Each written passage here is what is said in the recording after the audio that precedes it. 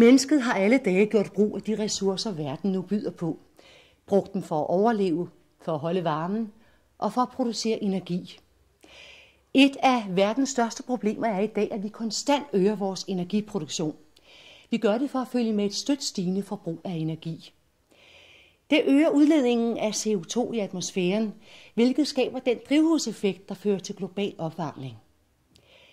I virkeligheden producerer vi allerede al den energi, vi har brug for. Problemet er bare, at mere end halvdelen af alt produceret energi går til spilde, i stedet for at blive anvendt. Hvis vi bliver væsentligt bedre til at udnytte den energi, vi producerer, kan vi med andre ord spare det globale klima for voldsomme mængder CO2. I Danmark har vi allerede løsningen. Et system, der producerer varme på al den lækre energi, der ellers gik til spilde, og som udnytter den producerede energi væsentligt bedre. Teknologien er ikke vanvittigt avanceret. Den består dybest set af varmt vand i rør.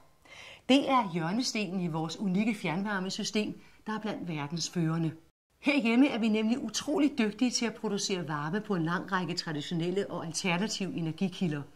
Fjernvarme produceres sammen med el, på affaldsforbrænding, på industriens overskudsvarme, der ellers gik til spilde, på fossile brændstoffer såsom kul, olie og naturgas, hvor vi har en meget høj udnyttelse af brændslet. Men i stadig højere grad også på CO2-neutrale brændsler, såsom biomasse, jordvarme og sol. Det giver os forsyningssikkerhed og uafhængighed.